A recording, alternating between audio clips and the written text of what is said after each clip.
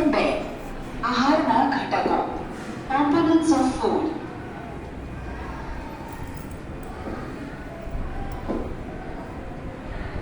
પ્રકરણ 1 માં આપણે એવા ખાદ્ય પદાર્થોની યાદી બનાવી હતી જેને આપણે ખાઈએ છીએ.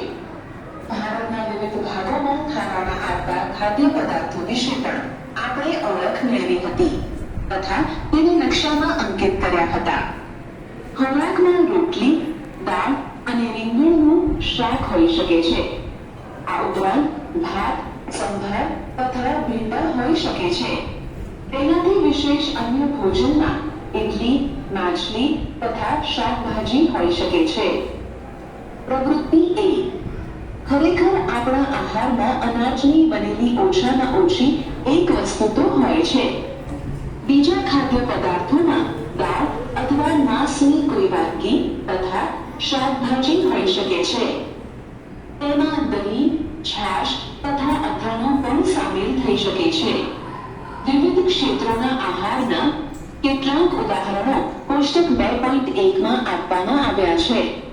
પ્રકરણ 1 માં દર્શાવેલ પ્રવૃત્તિ 2 માં તમે દર્શાવેલ ખોરાકને પસંદ કરી આ યાદીમાં કેટલાક અન્ય ખોરાકને ઉમેરો તથા તેની કોષ્ટક 2.1 મુજબ યાદી બનાવો.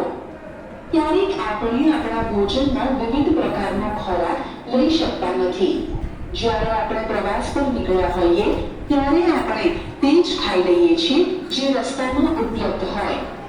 આપણામાંથી કેટલાક માટે તે શક્ય નથી હોતું કે તે આ બધા ખોરાકની વાનગી પ્રત્યેક સમયે ખાઈ શકે. આહારના વિવિધ ખાદ્ય પદાર્થોના આ પ્રકારના વર્ગીકરણનું કોઈ કારણ હોવું જોઈએ. શું તમે માનો છો કે આપણા શરીરને વિશિષ્ટ ઉદ્દેશ માટે વિવિધ પ્રકારના ભોજનની આવશ્યકતા હોય છે?